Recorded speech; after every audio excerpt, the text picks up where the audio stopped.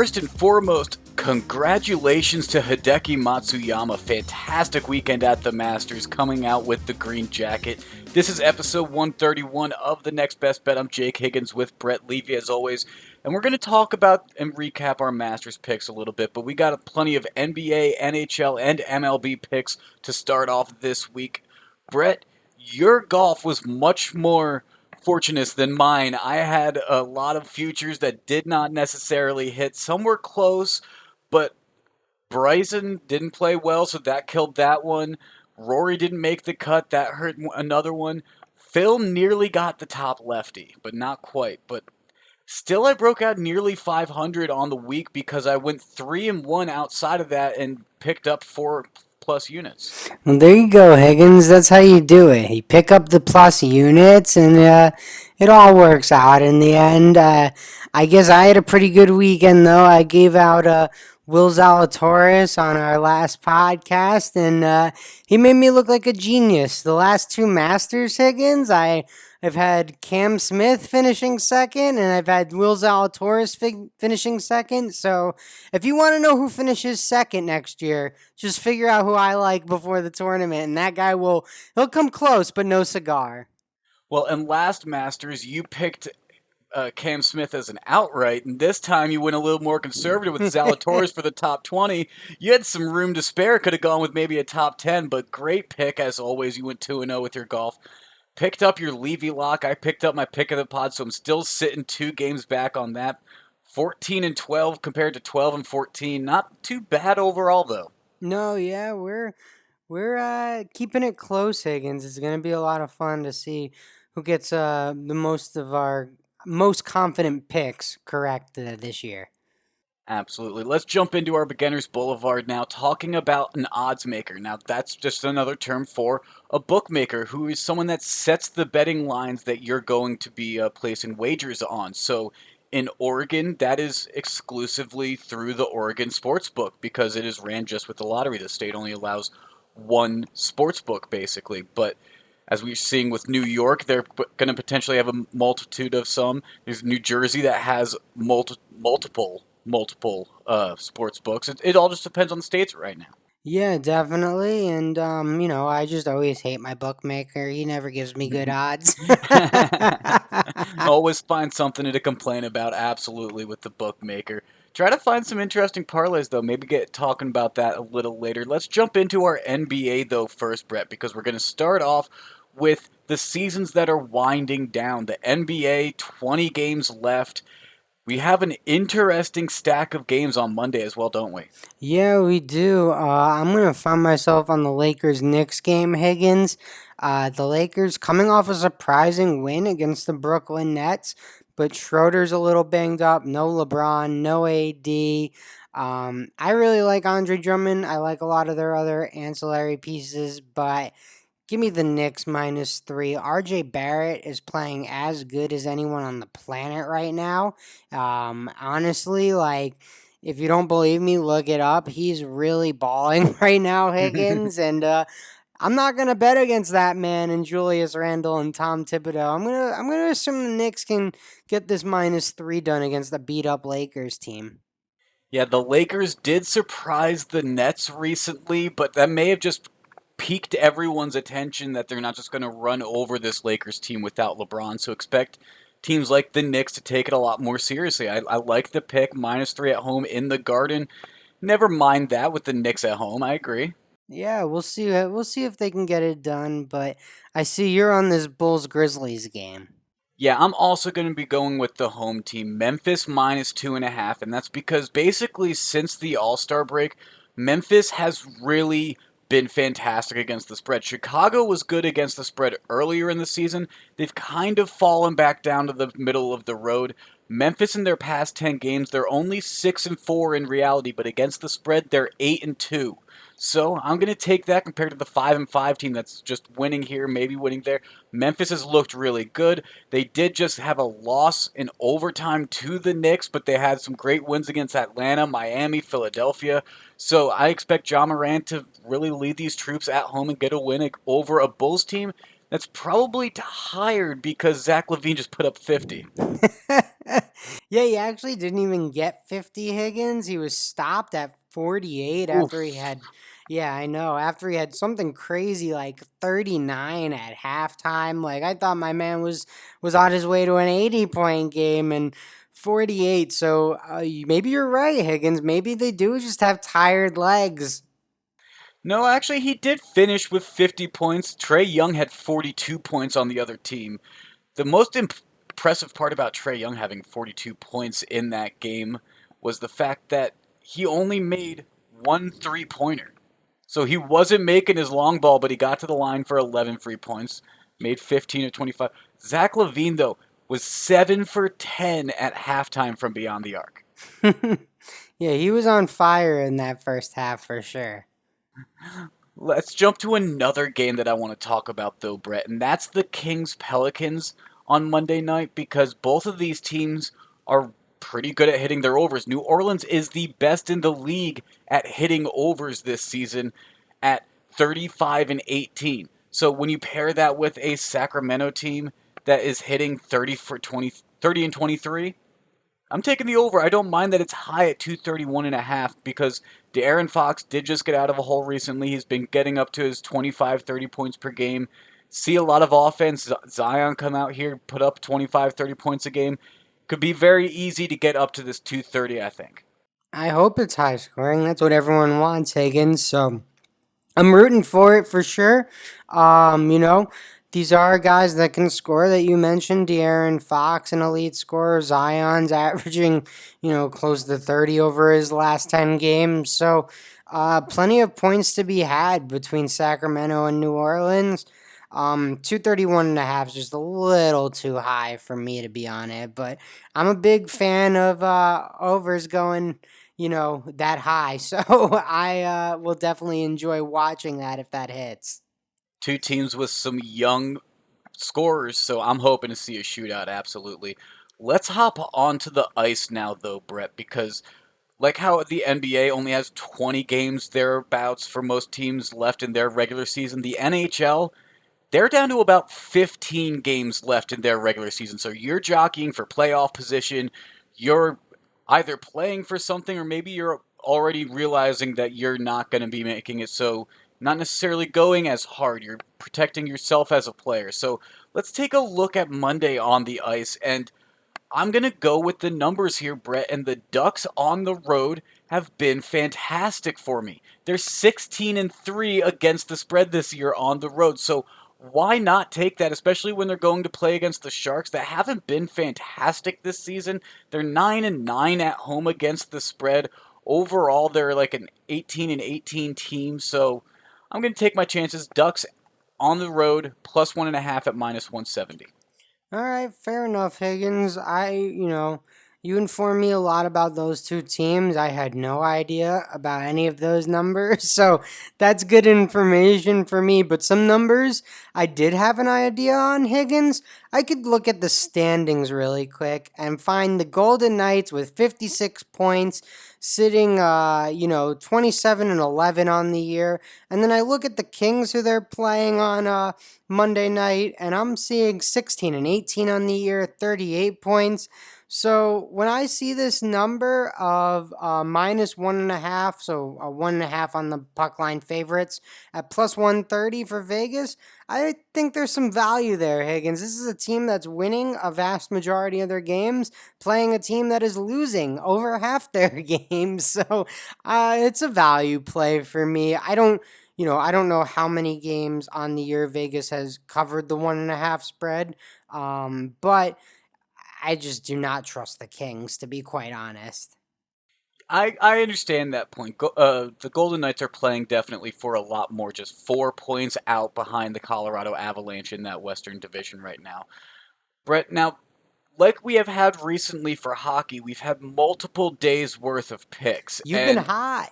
You've been those hot. are those are our only picks for Monday. But I do have a pick for Tuesday, and it's gonna be with your Rangers. I'm gonna be betting on them minus 1.5 plus 140 against the Devils because let's be honest, the Devils have not been playing very well this year, and the Rangers on the road are 14-7 against the spread against a Devils team that, like I said, has not been really meshing, and they've only played 4 times this year so far. When they're in New York, the Devils seem to win, but when they're in New Jersey, New York wins and they win by multiple goals. That's what's happened the past 2 times they played. It was in New Jersey. The Rangers got multiple goal wins. I think it's going to happen again, and -1.5 at +140, I think is fantastic value. Well, I'm definitely rooting for that. I hope they win by 3, maybe even 4 goals. Panarin scores a bunch. Lafreniere scores a bunch. So, yeah, I'm all in on that bet, Higgins. Sign me up. To be honest, I'm gonna stay off of it.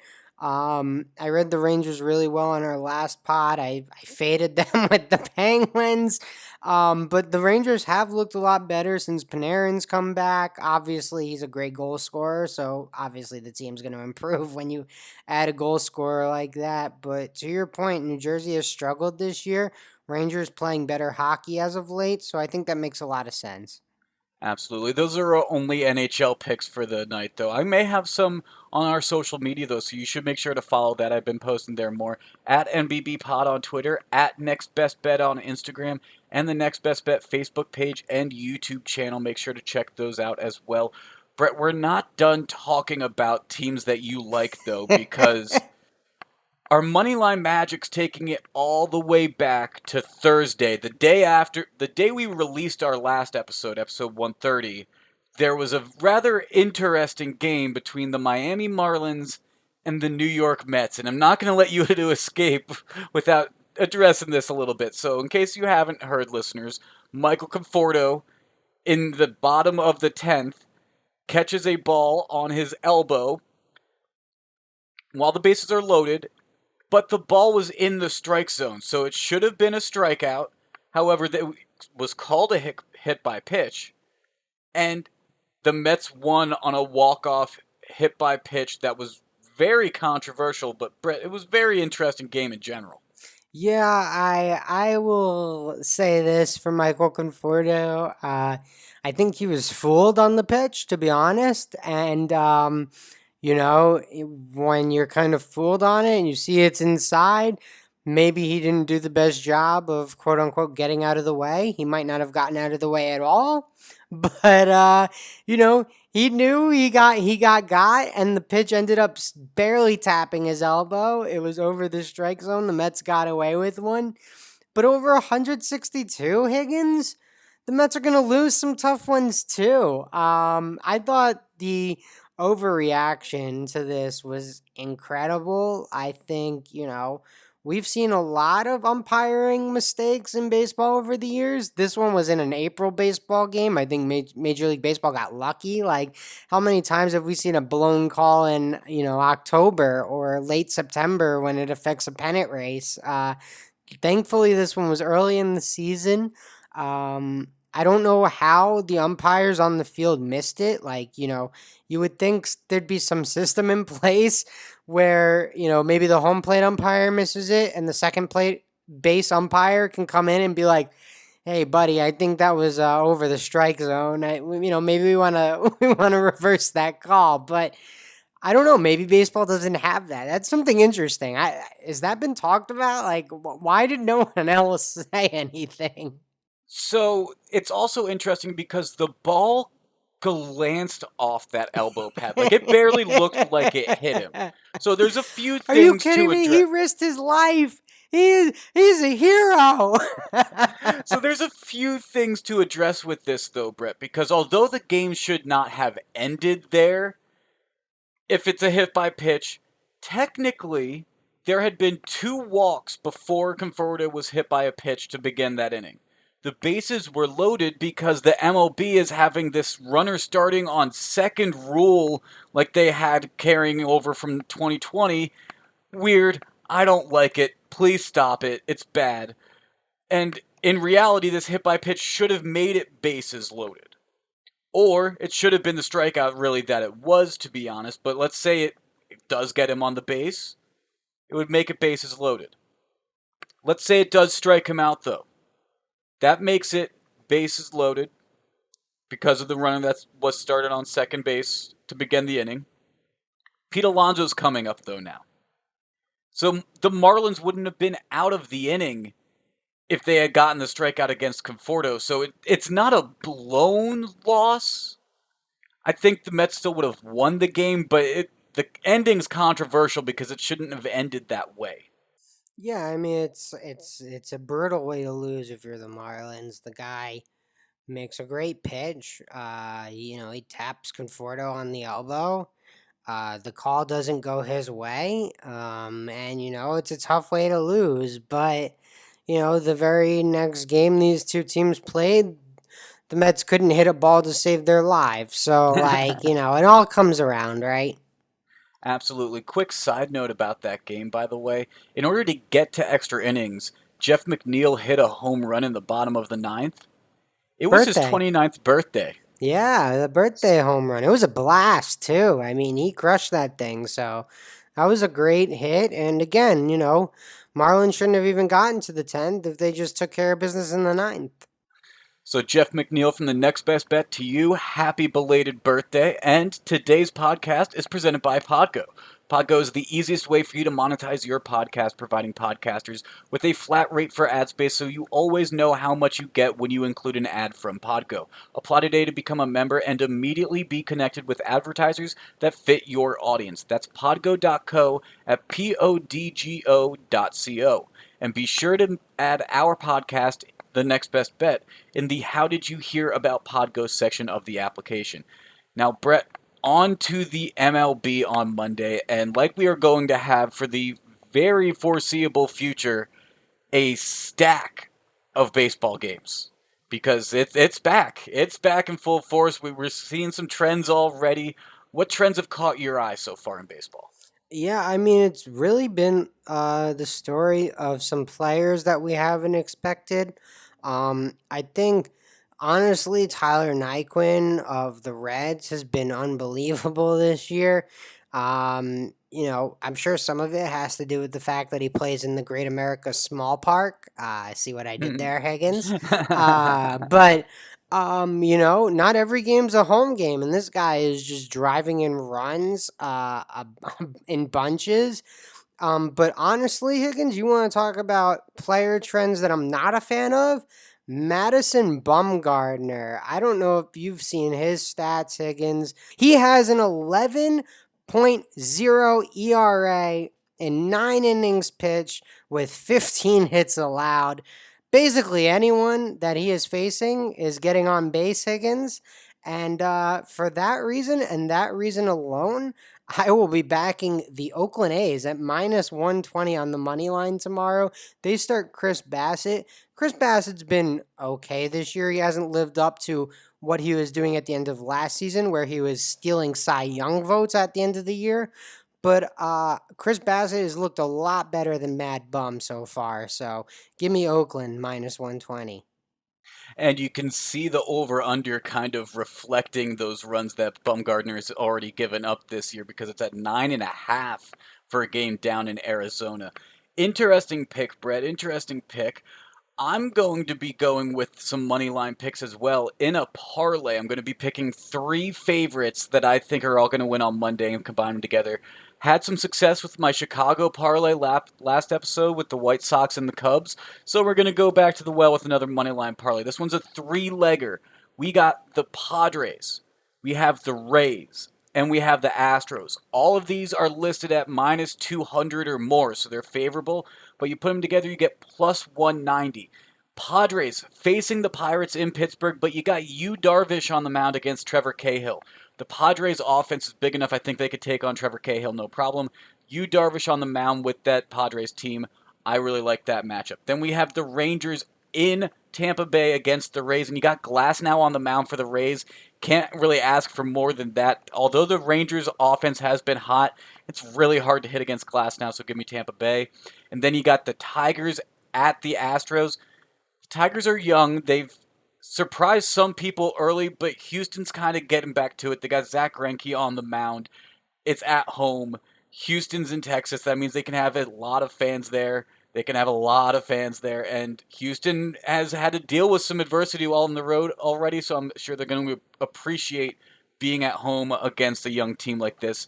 taking them all three together on the money line, the Padres, the Rays, and the Astros, plus 199. Yeah, I think all those teams, if you just asked me, hey, do I think the Padres are going to beat the Pirates? Yeah, I do. Do I think, the Rays are going to win tomorrow? Yeah, absolutely. Do I think, the Astros are better than the Tigers? For sure. But you know what happens when you place them all together in a parlay, Higgins? Just someone bites you in the butt, and just playing devil's advocate. Casey Mize is a top prospect in the Tigers organization. The Tigers also probably lead the. I mean, I can't fact check this, but I would guess they lead the league in switch hitters in their lineup with almost seven guys in there day in and day out. So, from a platooning perspective, they always have the advantage. They have their top prospect on the mound. I like Greinke in this spot. I like the Astros in this spot. They get Bregman back. He missed a few games. I guess they said his legs were tired or sore or something. So they get Bregman back for this game, which is obviously a huge boost to that lineup. But I just need to play devil's advocate, give our guys all the information that, when a top prospect's on the mound, maybe that's something we need to note. Hey, Casey Mize did have a good first outing of the season against the Twins, 4 innings, 5 hits, 1 earned run, but he didn't get the win because the game went to extra innings. Detroit did end up winning that game, though, back on April 6th. But, Brett, to be honest, they've lost 3 straight games, and it hasn't really looked good for that offense recently, just scoring 6 total runs in those 3 games. So, against a pitcher like Zach Greinke, I like my odds in Houston. Yeah, man, I totally agree. I think Houston's the side, but you can never put too much weight into saying what these kids know or don't know. Like Casey Mize might just be too stupid and might go out there and accidentally beat a Hall of Famer, right? Could always happen. It can always happen, Brett. But these aren't our only picks. I mean, I do like that parlay I made of the Padres, Rays, and Astros together. But you and I each find ourselves on one other baseball game on Monday night, don't we? Yeah, we do. I'm going to go to the Nationals Cardinals game. Steven Strasburg on the mound versus John Gant. Gant is kind of like a swingman for the Cardinals. He's kind of been thrust into this fifth starter type role for St. Louis. Honestly, Higgins, I'm taking the hot bats versus the bats that have kind of let people down early in the season. Nolan Arenado has not looked great. Paul Goldschmidt's been okay. But Trey Turner is swinging as hot of a bat as anyone in the league. And Washington, with the better pitcher and the hotter bats, I'm going to take them at plus 125. I have a very similar mindset with my pick. When Cleveland has Shane Bieber on the mound, you got to pay attention because I know they're playing the White Sox, and the White Sox have come out red hot, 9 games, 48 runs, compared to Cleveland, 8 games, 32 runs. But Shane Bieber isn't going to allow you to score your average 5 runs that you've been playing. As long as he comes out and puts out a quality outing, he's going to prevent that most likely. So I'm going with Cleveland plus 1.5 at minus 160 because I don't think that Cleveland's going to win against the White Sox. I think Chicago's going to win, but I don't want to take that money line at minus 130 for them. I want to take the Cleveland plus 1.5 at minus 160 because who knows? Cleveland could still win this game. With Shane Bieber on the mound, he could come out and throw perfection. That guy is an amazing pitcher against Carlos Rodon. Not give me Bieber. Give me Yeah, I Bieber. totally agree, Higgins. I think Cleveland's definitely got the pitching advantage in that one for sure. So I like that play. Absolutely. Before we get out of here, Brett, though, the Levy Lock pick of the pod, and we both won. You're in the lead, so take it away. All right. Well, I'm going to the ice, Higgins. The Vegas Golden Knights sitting in second place in their division. The LA Kings sitting in second to last in their division. The Kings have struggled this year. The Knights have played really, really good hockey. I'm taking them on the puck line minus 1.5 at plus 130, Higgins. Honestly, I think there's a little value in that plus 130. I thought this would be closer to like minus 110. That's fair. That's fair. I'm gonna be sticking with that baseball pick that I made with Shane Bieber and the Cleveland Indians. Cleveland plus 1.5 at minus 160, and I saved one small little nugget. It's still early, so these ATS metrics don't mean a lot, but Cleveland is the third best. They've come out on one of the hottest starts to begin the season in the books. 5-3 on the run line, and then you look at a Chicago White Sox team's 4-5 on the run line. So got Cleveland underdog with Shane Bieber on the mound. I like it. That's also why it's probably at minus 160. But that's what I'm going to try to do because I'm trying to catch up to you. I need you to lose your pick so I can catch up to you in this little race we got going on here with the Levy Lock and Pick of the Pot. Yeah, well, it'll happen because gambling, she giveth and she taketh away. Absolutely, that is true. And we are both back above 500 on the year. Like you say, giveth, taketh away. We fall under, we come back up. I'm sitting about 10 units up on the year. You're sitting 1 unit up on the year. We're both sitting around 500 with our overall records. I'm at 80, 77, and 3. You're at 52, 51, and 1. Two very impressive records 3 months into the full betting that we've done of 2 episodes a week, basically. Yeah, no, it's been a lot of fun, Higgins, and hopefully our listeners have enjoyed fading us when we're down and tailing us when we're up, and maybe they're just doing it really well so that they're up more units than us. Absolutely. Make sure to follow us on social media, like I said earlier, because we are giving out picks throughout the week as well, coming up to the episodes. That's at MBB Pod on Twitter, at Next Best Bet on Instagram, and the Next Best Bet Facebook page and YouTube channel. This has been episode 131 of the Next Best Bet. For Brett, I'm Jake. We'll talk to you again after the weekend.